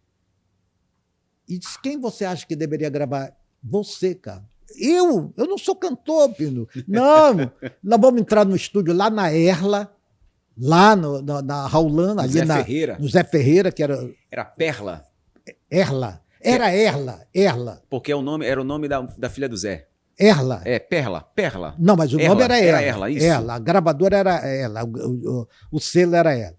E eu entrei no estúdio, e quando saímos 2 horas da manhã, nós fomos comemorar lá no Plaza, ali no restaurante, na Nazaré, em frente à igreja. Fomos para ali. Tinha Plaza lá, um restaurante Plaza, um bar Plaza, alguma coisa assim. E ali foi que eu fui comemorar 2 horas da manhã a gravação. De um lado era Ponte Belém Mosqueiro e do outro lado era Lari Lari do Amor. E qual era a música? Lari Lari do Amor? Lari Lari do Amor. Foi a minha primeira. Essa foi a primeira canção. Foi a primeira coisa. Chegou a gravar disco nessa época? Sim, eu gravei, eu que gravei. Gravei em compacto simples, eu mandei fazer 1000 discos na Tape K, eu botei selo gravação, aí eu comecei a fazer promoção, distribuindo, eu ia de madrugada para as rádios, eu ia nas aparelhagens divulgar em todo lugar. Quando um dia eu chego lá no feirão, a minha irmã Áurea diz, olha, Carlos, estão procurando a tua música, porque eu tinha feito uma promoção, quem comprasse um disco, um LP, ganhava o meu disco de presente. Eu comprei, eu mandei fabricar para dar de promoção. Cheguei lá, eu disse, olha, estão procurando outra música, então para de dar, vamos vender. É assim. Caramba, Carlos, e você vendeu milhões de discos em uma época... 3.500.000. E uma época sem internet. Sem internet. Porque hoje ninguém grava mais disco, a gente faz single e você lança no YouTube e aquela nas música plataformas. nas plataformas digitais. Qual o sentimento de ver o Brasil inteiro cantando suas músicas? Uma delas, qual foi? Quero Você. Quero você, Essa todinha música, pra mim. E aí? essa música tem mais de 30 regravações. 30? Mais de 30. Os direitos autorais são todos seus? Meu e do Alipe Martins, saudoso Alipe Martins, hoje o Marcelo, depois virou a esposa dele, a Miriam, que já é falecida também, hoje o Marcelo. Essa música toca até hoje nas plataformas? Sim, claro. Tem, só numa plataforma, no YouTube, tem 60 milhões de visualizações. Mas o grande sucesso do Quero Você foi uma estratégia de marketing meu. Da seguinte maneira, todo mundo queria gravar um clipe no Fantástico. Certo. Todo mundo. E me foi procurado, eu fui sondado, eu me lembro que eu estava em Salinas, e me ligaram me convidando para fazer um clipe dessa música, que estava fazendo sucesso já no Norte e Nordeste, mas no Centro, no Sul e Sudeste não estava fazendo sucesso. Aí me convidaram e tal, eu disse, olha, eu vou pensar, vou dar resposta. Ele disse, pô, mas é um Fantástico, está querendo... Eu disse, não, eu vou pensar. Por quê? O Ricardo Braga, que tinha uma voz muito parecida com o Roberto Carlos, e estava fazendo sucesso, a Globo convidou ele fez num carro conversível, apareceu na televisão e pifou, não fez mais sucesso. Aí eu disse, espera aí, se eu aceitar o convite da Globo, vai acontecer comigo o que aconteceu com o Ricardo Braga. Eu vou dizer não para o Fantástico. Aí eles me ligaram, porque eu pedi um prazo. Eu disse, olha, eu não vou fazer, não. Não, mas queremos fazer com você no Marajó, já descobrimos que você nasceu em Salvaterra, no Marajó. O José Itamar de Freitas já tem até uma ideia, você cantando em cima do búfalo e tal. Eu disse, olha, a ideia é maravilhosa, mas eu não vou fazer o Você Fantástico. negou o convite do Disse Fantástico? não para o Fantástico. Aí, era isso que eu queria. Eles mandaram parar a minha música em todas as rádios Globo, de todo o Brasil. Eu tinha até feito uma promoção na Rádio Globo com o radialista Samia Buana, lá em Recife, que era o primeiro lugar. Eu ia entregar os presentes para ele, que na época eu estava dando uma televisão, uma geleia, aquelas promoções de rádio que você conhece. Muito bem. E ele disse, olha, cara, está proibido tocar a sua música aqui. Que bom, eu falei para ele, que bom. Aí eu liguei para o meu divulgador, o Davi, lá no Rio de Janeiro. Eu disse, ô Davi, a Cidinha Campos não gosta da Globo. Vai lá e fala para ela que eu disse não para o Fantástico, eles mandaram parar a minha música de tocar na Globo. Olha, tu foste fazer um fuxico. Aí ela chegou... Já focalizando na época. Aí ela disse, a Cidinha Campos, ela disse, tá aí, apareceu alguém lá do norte do Brasil que disse não, porque até então só o Chico Buarque tinha dito não, para fazer um clipe para o Fantástico. Aí ela começou a tocar minha música. A Record era primeiro lugar em São Paulo, disputando com a Rádio Globo. Eu fui lá na Record e queria tocar minha música, eles não tocaram, eu disse, não tem problema. Eu coloquei 30 segundos do refrão, quero você, quero você, quero você, e paguei como inserção. Só tocava o refrão, 30 segundos, nos intervalos, lá na hora comercial. Aí começou, pum, pum, pum, aí arrebentou em todo o Brasil. Foi por aí. Porque se eu tivesse dito não para o Fantástico, eu teria ficado só no Norte e Nordeste. Quando eu disse não, eu criei um fato. Quando você cria um fato, você tem todas as possibilidades de ter um bom resultado. Se o fato for real, verdadeiro. Se for mentiroso, não vai muito longe. Mas se for real, as coisas acontecem. Agora, Carlos, nessa época, estoura o sucesso, assim como os outros também, né? O Carlos Santos já com uma rede de lojas. No momento que surge o Avistão, nesse período vai surgir o Feirão. O Feirão era só de discos? Só disco, foi da João Fredo. É interessante a história do Feirão. Eu tinha a Discolux, a Discolândia, eu tinha a Discosom e Disco Rádio. Aí eu criei o Quarteirão do Disco, porque eram as lojas, as 3 lojas, uma era fora do quarteirão, mas eu criei o Quarteirão do Disco para chamar a atenção. Naquela época, nas 4 lojas, eu pagava mais ou menos R$4.000, 4.000 cruzeiros, não sei qual era a moeda, de aluguel. Surgiu uma oportunidade de uma loja na João Fredo. O ponto na João Fredo era muito caro, em frente a Lobras. E o Faruque, que era dono da loja, era alugado da avó da mulher do governador. Era o Chefão Tecidos? Do ex-governador, não. Não. Era uma loja, eu não sei, não lembro o nome dele. Ele alugava da avó da Dani, a ex-primeira dama do Tribunal de Contas do Estado, hoje, conselheira. Ele alugava da avó dela, dona Terezinha, eu acho. Não lembro o nome exatamente. Bom, aí eu fui falar com o Faruque, eu soube que ele queria alugar, ele me pediu naquela época 100 mil, não sei de quanto, era muito dinheiro de ponto, e mais 20 mil de aluguel. Eu pagava 4 por 4 lojas, e lá só uma loja, era boa loja, na frente da Lobras, 20 mil. Aí eu analisei, poxa, vou pagar 5 vezes mais do que eu pago em 4 lojas. Fechado. Foi assim que... Aí eu fui para São Paulo, Rio, comprar mercadoria, comprei muito disco, vim e trouxe o Sidney Magal para fazer a inauguração, lá na loja, na porta da loja, o Sidney Magal. Isso já é o quê? Começo da década de 90? 77. Ah, 77 77. 1977. 50 anos atrás, aproximadamente. Quase 50 Quase anos 50 atrás. anos. Muito bem. Aí, os caras me chamavam de doido, de louco e tudo. Tá bom, deixa eu ser louco. E eu estava, parece um azougue trabalhando. Muito bem. E eu trouxe a Gretchen para fazer o lançamento, tudo da minha parceria, porque eu comprava grande quantidade de discos. E eles mandavam um artista para... Mandavam o artista para divulgar com a incumbência de ir na loja, porque eu comprava muita quantidade. Mas tudo pelo meu arrojo de... Você já pensou? Você ter 4 lojas, pagar 4 mil e para uma só pagar 20 mil? O dia que eu fechei esse negócio, eu quase não dormia. Só pensando como eu ia encontrar solução para aquele problema que eu criei. Sim. É o desafio. Se você não está incomodado com você mesmo, com seus desafios, você vai ficar no mesmo lugar. Você só vai avançar se você se arrojar. E olha que o Carlos Santos foi tão arrojado com esse crescimento todo, mas um dia o Carlos Santos, ele, pela sua popularidade, todo mundo sabia que o Carlos Santos era amigo do povo, era o cara que tinha suas programações Não, eu não anuais. deixei de ser, não. Não deixou, não. Digo assim, não deixou de ser o amigo do povo, tinha suas datas comemorativas, fazia o Dia das Mães, o Dia dos Pais, o Dia das Crianças, enfim, criava toda essa comunicação da pessoa Carlos Santos. Por se tornar tão popular, Carlos Santos foi convidado, eu tenho que tocar nesse assunto. Claro, fique à vontade. Para a vida pública, um político. Carlos Santos, quero você como meu vice-candidato a governo do Estado. Ou Mas seja, antes disso... Jader Barbalho fez o convite. Exato, um abraço para você, meu amigo Jader Barbalho, senador da República, pai do nosso ex-governador Helder Barbalho, pai do ex-ministro Jader Filho. Um abraço para você.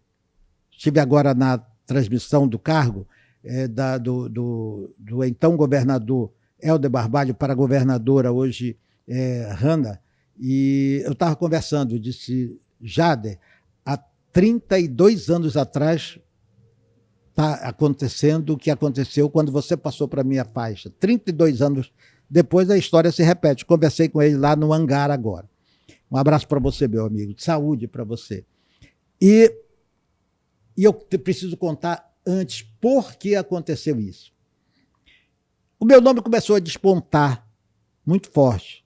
O Rômulo Maiorana Júnior me ligou e disse, Carlos, eu coloquei o teu nome na pesquisa e o teu nome está aparecendo muito bem para governador.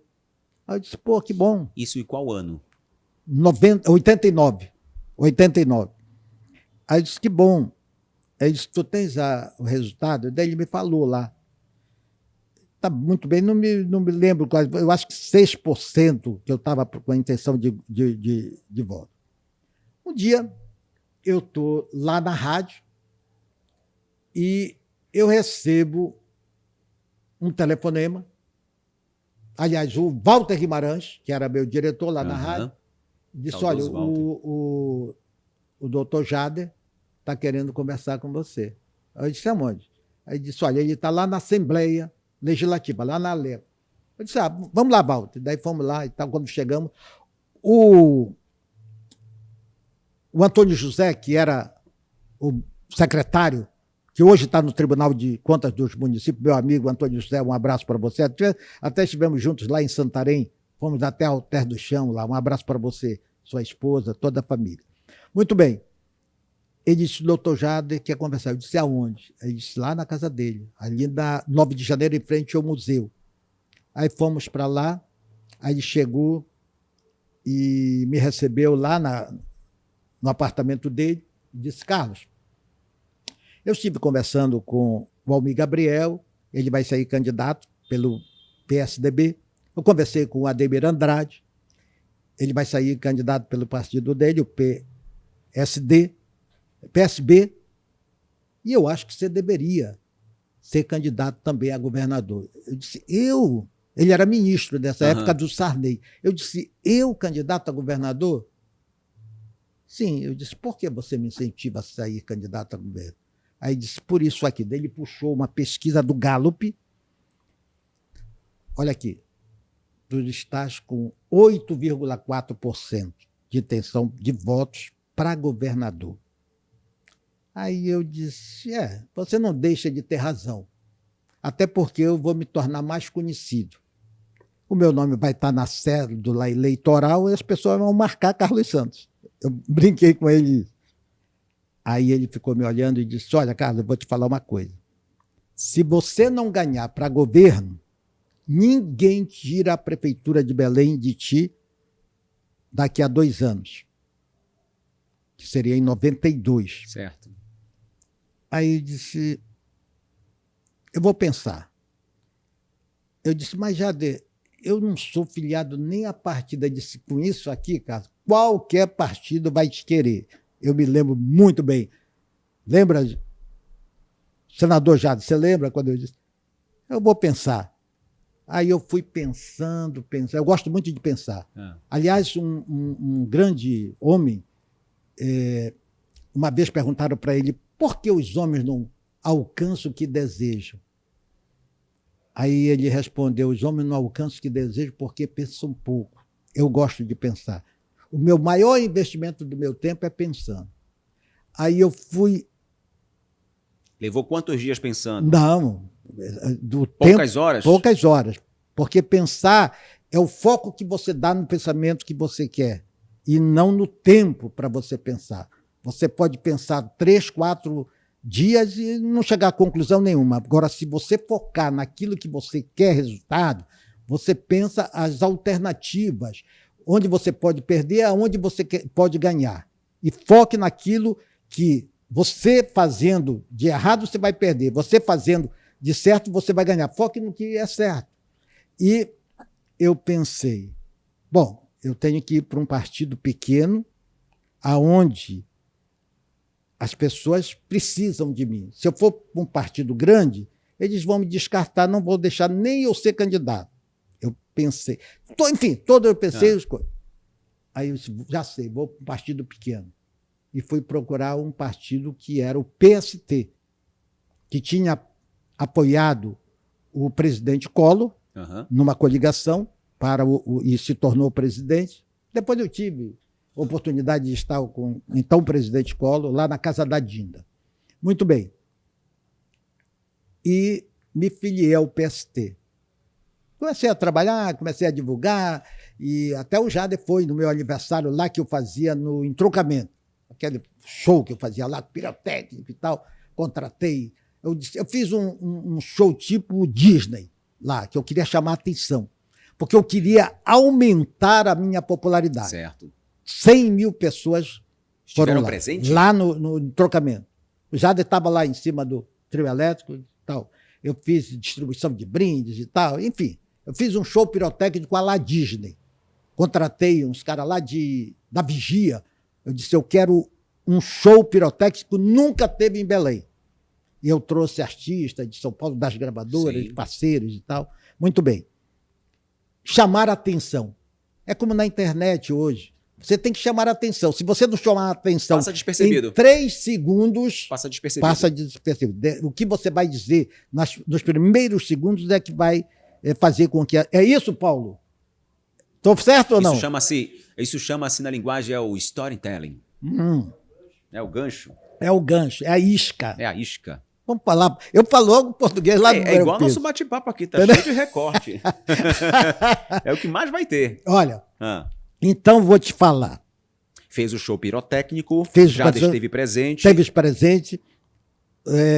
E aí eu fui fazer a mesma comemoração em Santarém, na praça lá, deu 15 mil pessoas em Santarém. E fui fazer em Marabá, 12 mil pessoas em Marabá, na praça pública. Ou seja, Carlos Santos está ficando conhecido também nas outras regiões. Tem que chamar a atenção e distribuir as suas ações. Sim. Levei o Pinduca para fazer o show, para mim, em todos os 3. Contratei o Pinduca, contratei como é que era o nome? Eles tinham um teco-teco, Azeitona. Contratei o Azeitona para viajar pelo estado,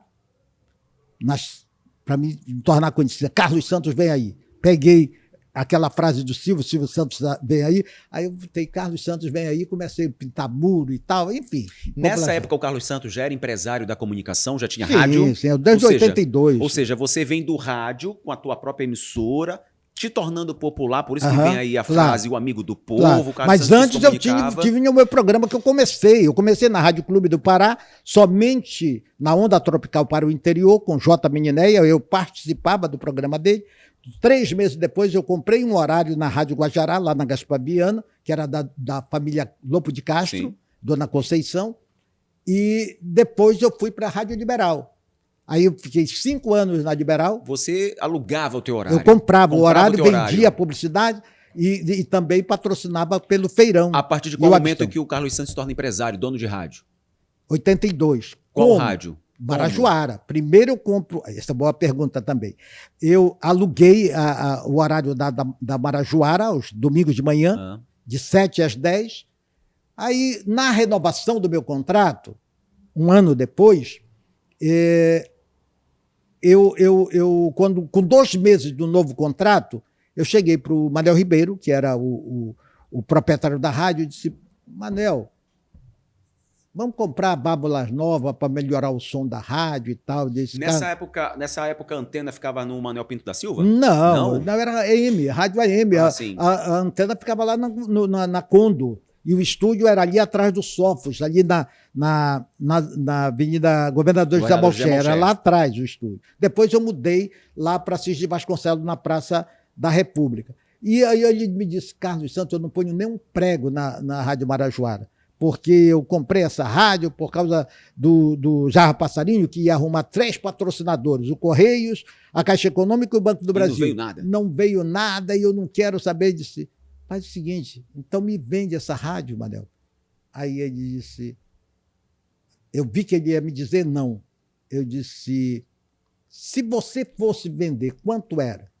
Aí ele pediu um valor, muito dinheiro, muito alto. Para não vender. Para não vender. Eu disse, está fechado, como é que eu posso pagar? Aí ele se assustou assim e disse, olha, Carlos, a minha esposa era eu não esqueci o nome dela, da esposa dele, já falecida também, falecida. Ele disse, foi lá ver um apartamento na Brás de Aguiar, de cobertura, lá no apartamento. Você compra esse apartamento, me dá de entrada e o resto eu facilito para você em 12 vezes. Ele disse, o apartamento está fechado. Agora me facilita em 24 meses. Aí ele disse, não dá. Nem eu, nem você, 18 meses. Está fechado. Foi assim que eu comprei a Marajoara. Só que as prestações eram muito altas. Eu comecei a me apertar com quinta, sexta parcela, comecei a me apertar. Aí veio uma decisão do governo federal, uma tal de tablita, que quem tinha compromissos futuros ia diminuindo. Resultado, as últimas parcelas eu já paguei Ia regredindo. Ia regredindo. Olha só, do lado do Carlos Santos. A sorte é o encontro do trabalho com a oportunidade. Sim. Quando você trabalha, a sorte vai lhe encontrar. E se você tiver a oportunidade, você aproveita. E o Carlos Santos, vendedor, homem de negócio, popular, recebe o convite na época do ministro Jader para ser candidato ao governo, mas você não foi candidato ao governo depois. Qual foi a decisão? Não, vou te explicar. Aí é um ponto importante.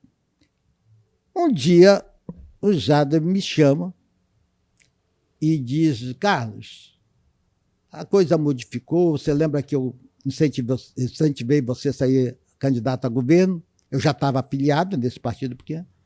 E ele disse, a coisa modificou, eu te convido para fazer uma aliança comigo. Aí eu disse, você me convida para fazer uma aliança comigo? Aí eu disse assim para ele, Jader, meu amigo, você lembra disso? Eu disse, onde é que tem um banheiro aqui? Aí disse, bem ali. Ele disse, eu posso ir lá? Que era o tempo de eu pensar.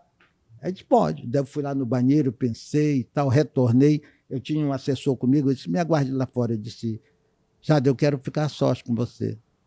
Aí o Luiz Guilherme Barbalho, irmão do Jader, estava do lado, ele disse, me aguarda lá, Luiz.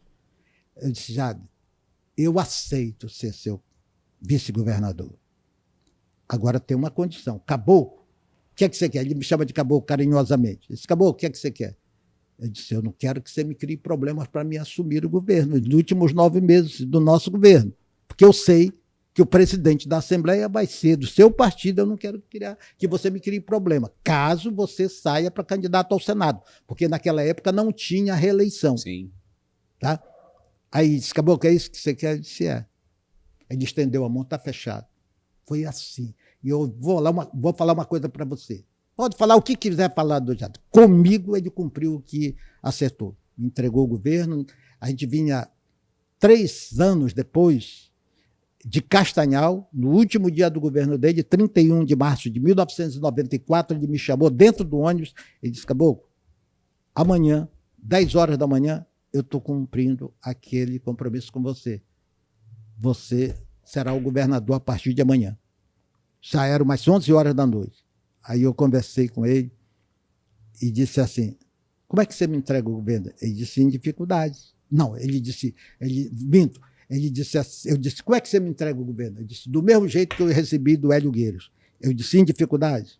Ele disse, Caboclo, a partir de amanhã tu és o governador. Foi assim. Essa é a história real. E Carlos... O resto é conversa fiada. Aquela história que contaram que o Jader me ofereceu 10 milhões para me ser candidato a deputado federal, nunca ouvi. E Carlos, tu te arrepende? Claro, eu não me arrependo de nada. Eu me arrependo do que eu não fiz. E por que não seguiu na vida pública, não quis? Porque eu sou vendedor, eu não sou político. Eu sou empresário, eu sou comerciante, eu sou comunicador. E esse empresário aproveitou uma oportunidade, porque o Carlos Santos tem a sorte ao lado, tem as oportunidades que aparecem, e o Carlos Santos bate assim e diz, está fechado. Então foi assim que chegou para você o Canal 10, que era a TV Marajoara, porque até então o Canal 10 estava disponível e de repente apareceu essa oportunidade. Como é que o Carlos Santos adquire esse Canal 10? Junto com a oportunidade de ser governador. Foi a negociação que eu fiz com, então, Jader Barbalho, então candidato ao Senado. Você Foi conseguiu um canal? Não consegui, não. Eu negociei com ele o Canal 10. Ele tinha o direito daquele canal? Daquele canal. Eu disse, Jader, você não pode ficar com 2 canais em Belém. Já tinha comprado o Canal 13. Me venda o Canal 10, que eu fiz o projeto. Foi eu que fiz o projeto do Canal 10. Depois eu, por necessidade, porque eu passei 5 anos afastado da empresa. Quando eu voltei, estava dificuldades, eu tive que vender o canal para o Bispo Macedo. E dentro dessa negociação, Carlos Santos governador, Carlos Santos quase quebra? Quase quebro. Eu trinquei, mas quem fez, quem construiu, constrói novamente. Tanto que eu me desfiz de um canal 10 de televisão, um canal de televisão, que estava pronto para ir para o ar, para poder salvar a empresa. E até hoje é razão social, né? Sim, e você sabe que eu fui funcionário da TV Marajoara. Eu sei disso. Olha, eu vou te falar uma coisa, Agenor, não tem aquele ditado, vai-se os anéis e fixe os dedos? Sim. Exatamente. Eu não tenho problema nenhum de abrir mão de coisas para avançar. E Carlos, você não consegue botar aquele canal no ar? Qual canal? O canal TV Marajoara? Conseguiste colocar no ar? Não consegui porque faltou dinheiro. Faltou dinheiro. Mas faltou. apareceu oportunidade, Igreja Universal e Ascensão, quando o Bispo Macedo compra do Silvio Santos, quando o Silvio Santos ainda era um dos sócios da TV Record, porque também a legislação não permitia, Edir Macedo começa a comprar a Ascensão da própria Igreja Universal e a TV Record. Apareceu a oportunidade de você vender esse canal também? Sim, porque eu conheci o Demerval Gonçalves, diretor administrativo da Record, no Grupo Silvio Santos. Eu já conheci o Luciano Calegari, o próprio Silvio. Silvio me recebeu no camarim dele lá, no Cine Sol ainda. Então eu já conhecia a equipe do Silvio Santos. E o Demerval Gonçalves foi para a Record representando a parte do Silvio Santos. E continuou com o Bispo Macedo, lá com a Igreja Universal. Então, através dessa minha relação com o Demerval Gonçalves, foi que abriu a negociação e eu vendi para a igreja. Agora, Carlos, você como um empresário de comunicação, um empresário do varejo que você é até hoje, desse mercado, você foi adquirindo depois, através do tempo, outros negócios. Você hoje tem quantas rádios? Hoje, nós temos 4 rádios. 4 rádios, sendo que das 4, todas são FM hoje. Não, nós estamos com a rádio Mix FM 100.9, a Metropolitana FM 100.5, e agora nós vamos colocar a Dissori, que está migrando de AM para FM, já vamos instalar a FM e vamos colocar mais uma na região metropolitana de Belém. O rádio, você ainda acredita que hoje ainda é uma ferramenta mais poderosa ainda para falar com o povo do Marajó, do interior, de outras regiões? Não só de Belém, não só do interior, como de Belém. Rádio é o único veículo que vai permanecer sempre de massa. Por quê? Você lembra quando veio a televisão e dizia o rádio vai acabar? E não foi o que aconteceu. Pelo contrário, se fortaleceu. Agora, com a internet, o rádio está mais forte do que antes. O que é mais importante? O rádio virou vídeo. Então, hoje, o rádio está no YouTube. Hoje, o rádio está mais forte do que antes. Porque, para você ver um celular, para ver um vídeo, você precisa parar para ver. E rádio você não precisa parar. Você está dirigindo, você está ouvindo. Você está ouvindo. Quer dizer, o que modifica é a maneira que chega a informação, o conteúdo. O que prevalece na comunicação é o conteúdo. Nós estamos aqui, as pessoas estão nos vendo. Se o que nós estamos falando aqui for interessante para as pessoas, elas vão continuar lhe assistindo. Até porque nós estamos gerando conteúdo de aprendizado, de história de vida, como você, um empresário, um grande empresário, um empresário de sucesso que é lembrado até hoje. Só para te dizer uma coisa, Carlos, eu sempre também... As pessoas achavam que eu era seu filho por ter o sobrenome Santos, né? Eu sou filho de outro homem, que é o Agenor. Mas muitas pessoas achavam que eu era filho do Carlos Santos, talvez exatamente por sermos comunicadores. Fico Não, lisonjeado eu tenho também. um Santos que é comunicador também, que é o meu filho, o Silvinho O Santos. Silvinho, tipo assim, eu fico lisonjeado porque pelo menos aquela história, pelo menos eu estou do lado dos bons, né? Digamos assim, dessa maneira. Você quer ser um bom? Fique do lado deles. Agora, Carlos, a gente sabe que você é um cara à frente do tempo. Você é um cara, deve ser agoniado, fala com todo mundo, tá pensando, tá dizendo, tá gesticulando, lembrou de uma história, para a conversa para poder falar. Qual o critério hoje que você utiliza, ou sempre utilizou, para escolher aquelas pessoas que trabalham com você, seja na frente das câmeras ou mesmo também dos microfones? Que você tenha, talvez, exija na tua mente um padrão parecido com o teu, de agilidade, velocidade. É assim? Olha, eu vou te dizer uma coisa. Vou falar para vocês também.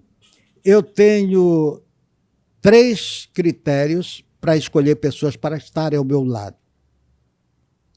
Pode ser na frente do microfone, atrás, em qualquer lugar. Para estar ao meu lado, para conviver comigo, para viver comigo, para estar próximo de mim. Primeiro critério, lealdade. Primeiro critério, critério número 1, lealdade. Segundo critério, proatividade. A pessoa tem iniciativa de fazer acontecer. E terceiro, a pessoa tem que ser coração ensinável. O que é o coração ensinável? É aquela pessoa que quer aprender e se dispõe a ensinar, transbordar, não ficar com egoísmo querendo só para si, mas ensinar as outras pessoas. Então, se tiver lealdade, se tiver proatividade e tiver coração ensinável, essa pessoa tem todas as possibilidades de estar ao meu lado. Se não tiver esses 3 critérios, tiver só 2, eu vou segurando. Vou tareando. Sabe como é tareando? Uhum. É aquela canoezinha que vai se desviando das ondas, até encontrar um que tenha os 3 critérios. Agora, Carlos, a gente já está caminhando para o final, não posso esquecer de lembrar que o Carlos Santos foi também um grande apresentador de televisão. Não vou dizer que ele foi, é porque hoje ele não está na televisão, está na internet. Não, eu estou sim na TV Marajoara, na TV Marajoara, com o podcast Carlos não, mas eu digo Santos. assim, o programa Carlos Santos daquele foi uma auditório, referência, do um programa de auditório. Lançou a banda Calypso. Lançou várias bandas, naquele auditório do estúdio número 1 da RBA, onde um estúdio grande, montava ali o auditório, tinha toda uma produção. Isso acho que também foi junto, dentro ali da negociação na época da política. Não, com o Jade, não teve negociação, mas compra de horário. Como é que foi colocar o programa Carlos Santos, que fez tanto sucesso e lançou tantos artistas locais? Comprando o horário, patrocinado pelo Avistão e outros patrocinadores. O custo de fazer um bom programa a nível de que era o programa Carlos Santos, que ficou quase 30 anos quase no ar. 30 anos, quase foi, 30 Carlos? anos, que é um custo muito alto. Eu fiz aqui em Belém, fiz em Fortaleza e fiz em São Paulo, na Bandeirantes, só para São Paulo, domingo de manhã, era meia hora só de programa. O custo é muito alto. E os patrocínios, com o advento da internet, ficou mais escasso. As verbas ficaram divididas, não menores, mas divididas. Hoje, o anunciante investe muito nas redes sociais também. Então, ficou inviável para fazer um programa da qualidade que eu fazia aqui em Belém do Pará. Então, eu optei em tirar o programa. Para fazer meia boca, eu preferi não fazer. E como é que é hoje o Carlos Santos, utilizando a ferramenta que hoje todos nós utilizamos, o Carlos Santos influenciador? Porque o Carlos Santos hoje, além de todo esse homem, ao longo desses mais de 50 anos de profissão na comunicação, empresário, mas é um homem cristão, é um homem que tem uma palavra, é um homem que também influencia com mensagens positivas, passagens bíblicas. Como é que é esse Carlos Santos hoje? O mesmo de ontem e o mesmo que será amanhã. Tu grava todo dia? Gravo toda hora. Você viu? Cheguei Sim. aqui, estava dentro do carro. Eu gravo com aquilo quando Deus me dá a visão. Eu faço a provisão. Entro no ar e faço. Aquilo que está no meu coração. E o Carlos Santos hoje, que todo dia está na esquina da economia, ali na Patriotíquio com a Manuel Barata, lá está o Avistão, todo dia o Carlos Santos até para o trânsito. A gente até tem imagens aí no recorte que a gente vai colocar, porque é fácil achar. O Carlos Santos para o trânsito, come coxinha, fala com quem está passando no carro para falar exatamente sobre o preço do colchão e dos móveis e do sofá. É a ponte que faço entre o fabricante e o consumidor. Eu sou apenas um intermediário. através dos meus parceiros, trabalhadores, lá vendendo com o gerente Antunes. Eu sou um intermediário, um comunicador que faz esse link. E eu faço da melhor maneira que eu me sinto bem. Eu não faço nada forçado. Eu não vou aonde eu não gosto de ir, eu não estou nos lugares que eu não gosto de ir, eu tenho o direito de fazer escolhas. Eu faço escolhas. Hoje o Carlos Santos é convidado para dar palestras? Também. Quando eu recebo convite, tenho disponibilidade. Pagam um cachê para ti? Olha, deveriam. Não, ainda não pagaram, mas... É um case.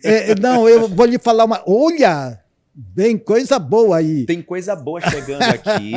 É o seguinte, ó. Mas eu estou disponível para fazer palestra. Eu até falei com o Rubinho, lá do Sebrae. Eu disse, Rubinho, lá em Barcarena eu falei para ele, numa oportunidade, eu disse, Rubinho, eu gostaria, através do Sebrae, fazer umas palestras para o pessoal do Ver o Peso, as pessoas que têm contato com pessoas. Contar da minha experiência. E dizer a todos... Aliás, eu quero dizer aqui para vocês, vocês têm a oportunidade de ser vencedor também. Todos nós somos vencedores.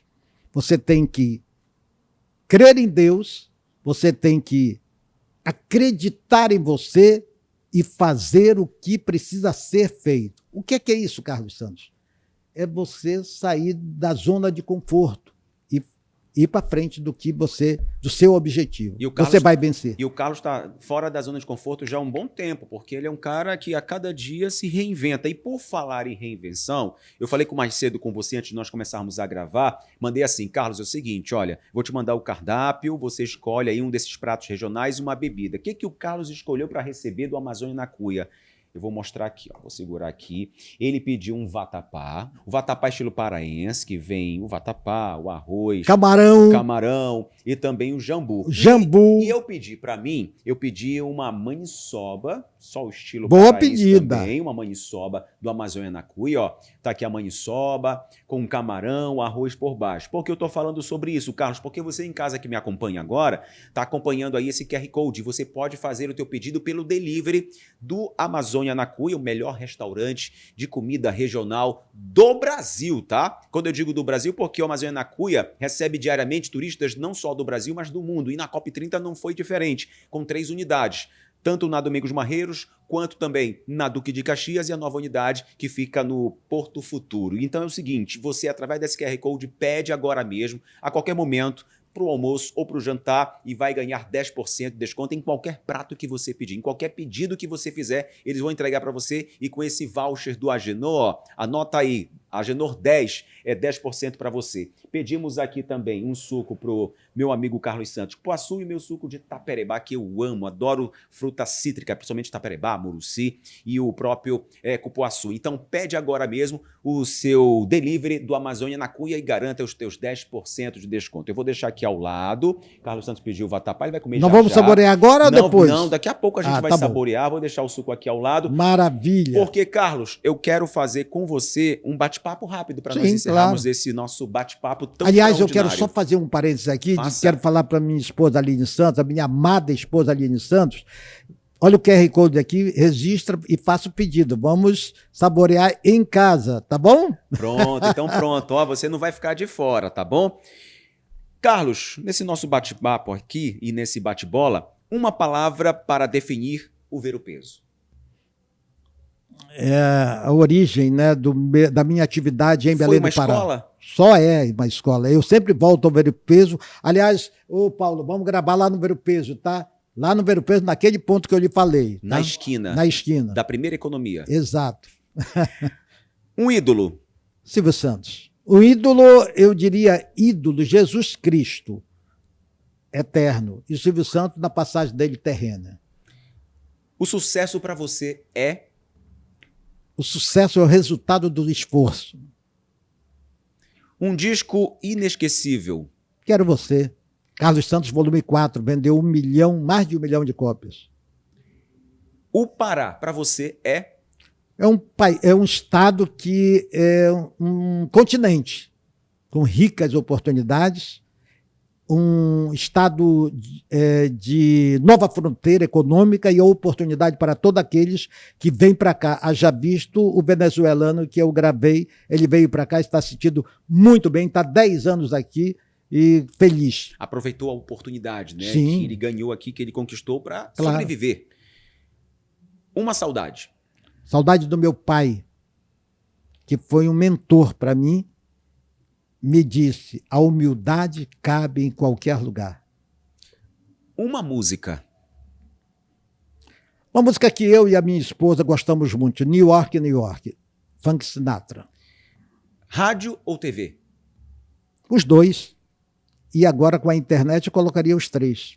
O Avistão foi ou o Avistão é? Será sempre. Eu quero deixar um legado para as próximas gerações. Carlos Santos por Carlos Santos. Um vencedor e, acima de tudo, crente e temente a Deus. Posso fazer uma oraçãozinha? Pode. Pai, te dou graças porque és bom e misericordioso. Gratidão, meu Deus. Carlos, eu quero te agradecer por ter aceitado esse convite. Eu acredito que ainda não vi um bate-papo em um podcast com você, contando a tua história. Eu estou conhecendo ela mais hoje, pessoalmente, conversando contigo. É uma história extraordinária. Em alguns momentos dela eu me vejo dentro desse circuito, quando eu me vi sozinho também. Quando meu pai ele descansa e eu com 16 anos sozinho, mesmo tendo a família por parte, né, da minha mãe, por parte do meu pai. Mas assim, quando eu me vejo sozinho, porque ele era o meu ídolo, né? Ele era aquele que eu confiava, acreditava e me via como espelho. E eu não tive essa oportunidade. E o meu pai, acredito que poderia estar muito feliz hoje por ver um dos seus filhos também voltado para a comunicação. Eu fui um cara que precisei bater na porta, precisei ir na tua porta quando ele faleceu, pedir um apoio para que o Avistão e também a loja de discos pudesse continuar anunciando na Rádio Cipó, na Rádio Tony Som. Te agradeço por ter te encontrado, assim como centenas de amigos que meu pai teve e fez ao longo da vida, no velório, dando aquele apoio, falando sobre o Agenor Santos daquela época, em 1998. Eu digo assim, são memórias que eu trouxe hoje, que eu revivi ouvindo a tua história. Então quero te agradecer imensamente por essa oportunidade, pelo carinho que você tem por mim, por tantas pessoas, assim como eu tenho por você. Eu quero terminar esse bate-papo como eu comecei, te cumprimentando, Agenor, e vou te dizer uma coisa. Eu tenho dado várias entrevistas, eu tenho feito bate-papos, até porque eu acho que é uma oportunidade das pessoas me conhecer melhor. É um dos melhores bate-papos que eu já tive, foi hoje, aqui com você. Eu acredito nisso. Obrigado, Carlos, mais uma vez pela tua participação e obrigado a você, diretamente dos estúdios da Treehouse. Esse foi o nosso podcast, o Aqui Pode, trazendo essa história fantástica. Se você perdeu no momento que a gente exibiu, fica tranquilo, ficará disponível para você aqui no nosso canal do YouTube e acompanhe também os recortes que trará você e muita gente para acompanhar esse bate-papo.